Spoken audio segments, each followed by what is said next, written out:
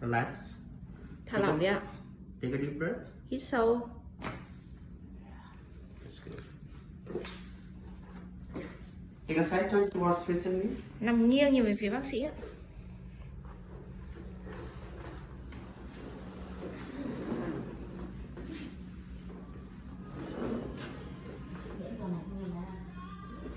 Yeah, relax.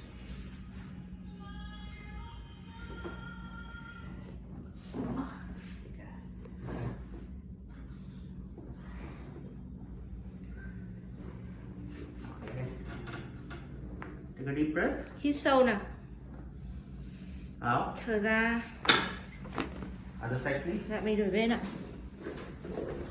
Rồi, nó bấm bên trái, nói thật đi. Thốn. The glutes are very stiff.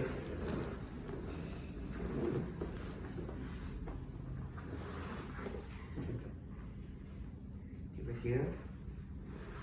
And relax.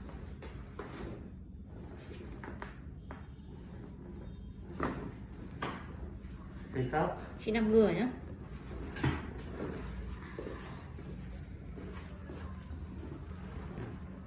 Keep your hands here. Để tay trên bụng. Thả lỏng. Relax.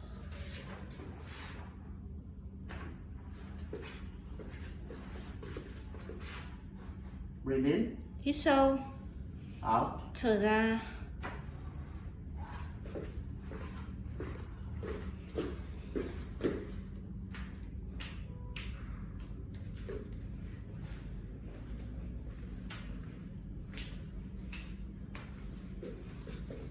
Keep it relaxed.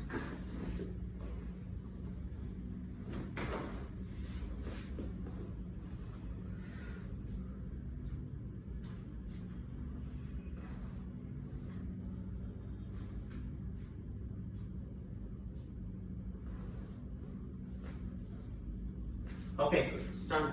Rồi, ok.